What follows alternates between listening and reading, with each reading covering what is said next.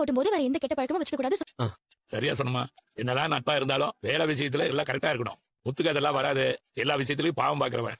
அதெல்லாம் நான் பாத்துக்கிறேன் மாமா. அண்ணா சொன்னதெல்லாம் புரிஞ்சதுல? ஸ்ட்ரிக்ட்டா இருக்காங்க. யாருக்கு சொந்த கையாவ தான்டா கொஞ்சம் கரார் பாட்டி. என்னது? இல்ல மீனா, நீ சொன்னல அந்த மாதிரி கரெக்டா இருக்கணும்னு அவட சொல்லிட்டு இருக்க. கரெக்டா இருப்ப தங்கச்சி. பரவாயில்ல முத்து. உன்னை நினைச்சா எனக்கு ரொம்ப பெருமையா இருக்கு. இப்ப 2 கார் வச்சிருக்க. இதுல நீ அப்படியே படிப்படியா வளர்ந்து 200 கார் வாங்கி நீ பெரிய தொழிலதிபர் ஆகணும். உன்னால என்ன மாதிரி நிறைய தொழிலாளர்கள் வாழணும். ரோகிணி, இவன் தொழிலதிபரா? ஓவரல்ல இப்பலாம் சொல்லிட்டு இருக்க. அதானே. எவன் வேணா தொழிலதிபர் ஆயிட முடியுமா? அதுக்கு ஒரு தகுதி வேண்டாம்.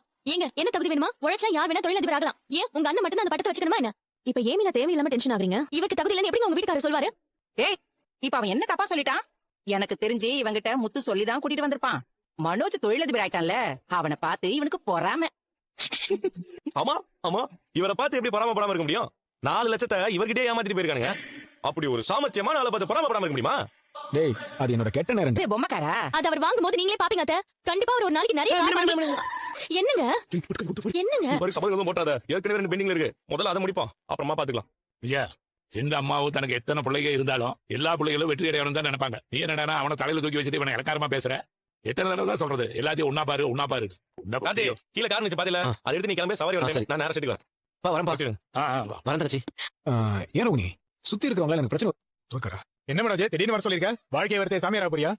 ஏன் ப்ரோ? இல்ல இங்க வர சொல்லிருக்கியா? அதான் கேட்டேன். அட என்ன ப்ரோ, நீங்க வேற வாழ்க்கை இல்லாம போயிடுமோன்னு பயமா இருக்கு. என்னாச்சு ப்ரோ? நான் கடையில இருக்கும்போது ஒருத்தர் லெட்டர் கொண்டு வந்துட்டாரு. என்ன லெட்டர்? அந்த லெட்டர்ல உன்னை சுத்தி இருக்கிறவங்களால உனக்கு பிரச்சனை வரப்போகுதுன்னு எழுதி இருந்தது ப்ரோ. யாரு? உனக்கு ப்ரோ? நீ தான் எல்லாருக்கும் பிரச்சனை கொடுப்ப ப்ரோ.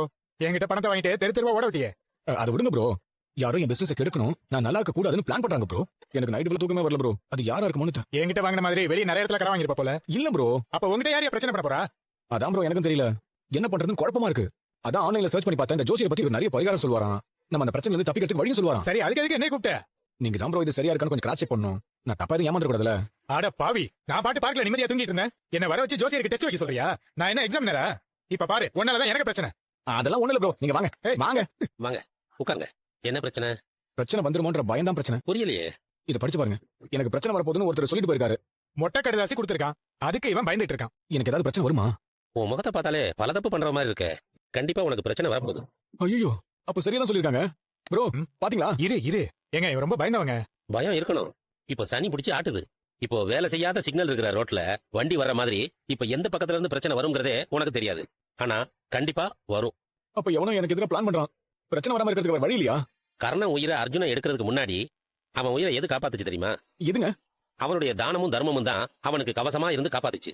அது இருந்த வரைக்கும் அவன் உயிரை எடுக்கவே முடியல. அதே மாதிரி உனக்கு வரப்போற பிரச்சனையில இருந்து உன்னை காப்பாத்திக்க எல்லா வண்ணங்களுக்கும் ஒரு சக்தி இருக்கு.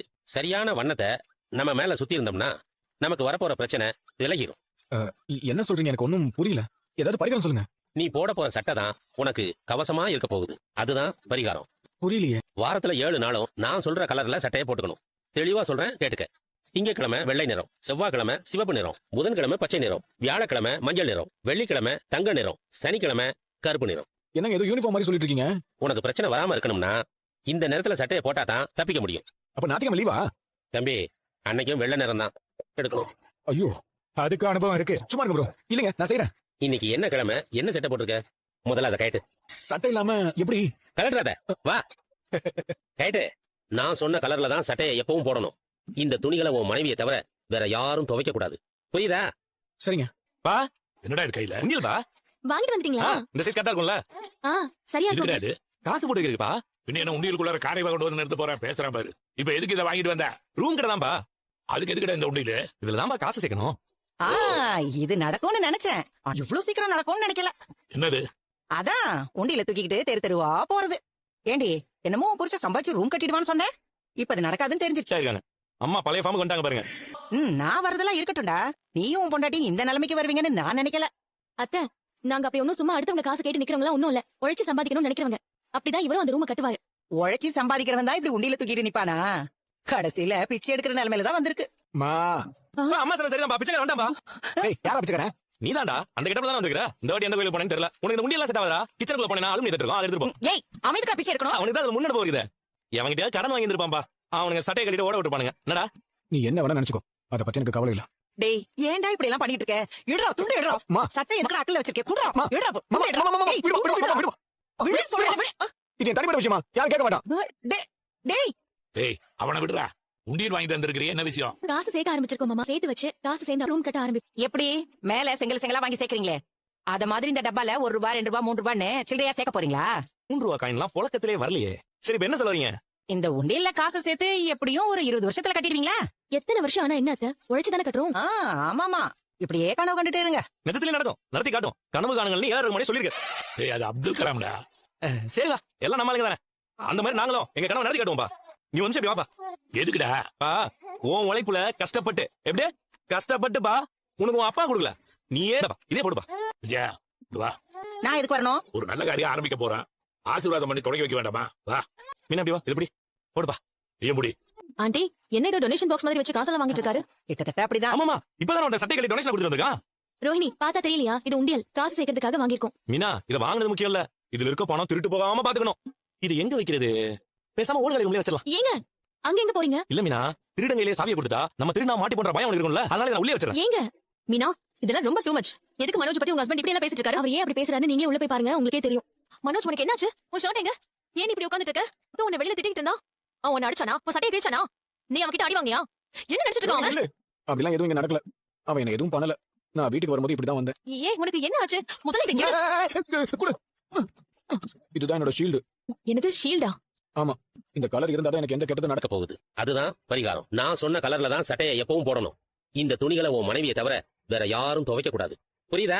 ஓ மனோஜ், இனிமே அந்த ஜோசி சொன்ன கலர்ல தான் நான் ஷர்ட்டே போடுவேன். என்ன மனோஜ் நீ இப்படி பண்ணிட்டு இருக்க?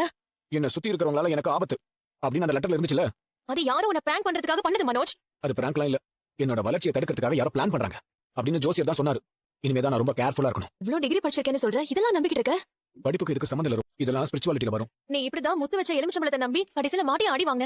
ஆரி நம்ப முடியும். யாரையும்னா என்னையும் நம்ப மாட்டியா? எனக்கு அதெல்லாம் சொல்ல தெரியல ரோகிணி. இப்போதைக்கு நான் எல்லார்கிட்ட இருந்து கேர்ஃபுல்லா தான் இருக்கணும். உன் பிரச்சனை உன்னை சுத்தி இருக்கிறவங்க எல்லாம் கிடையாது, உன் பயம் தான். அது எப்படியே இருக்கட்டும். கொஞ்ச நாளைக்கு அந்த ஜோசி சொன்ன மாதிரி தான் நான் ஷர்ட்ஸே போட போறேன். நீ என்னமோ பண்ணி தொலை. இதுக்கப்புறம் நான் மண்டே தான் ஷோரூம் வருவேன். அது வரைக்கும் நீயே போய் பாத்துக்க. முன்னாடி பெசரட்டுன்னு ஒண்ணு செஞ்சிருக்கியா? இல்ல அப்ப நாளைக்கு செஞ்சு கொடு. எப்படியோ நல்லா தான் செய்வேன். உன் புருஷன் சாப்பிட்டுட்டு பாராட்டுறாரான்னு பாப்போம். அக்கா, அதெல்லாம் என் வீட்டுக்காரரு கண்டிப்பா பாராட்டுவாரு. அதெல்லாம் கண்டிப்பா நடக்காது. 50 ரூபா பந்தயம் வச்சுப்போமா? 50 ரூபா என்ன? என் புருஷனை நம்பி 5000 ரூபா கூட பந்தயம் கட்டுவேன். இந்தியாவின் வானொலி சேவை எது? Argus, all India radio, BBC, தூர்ஷன்.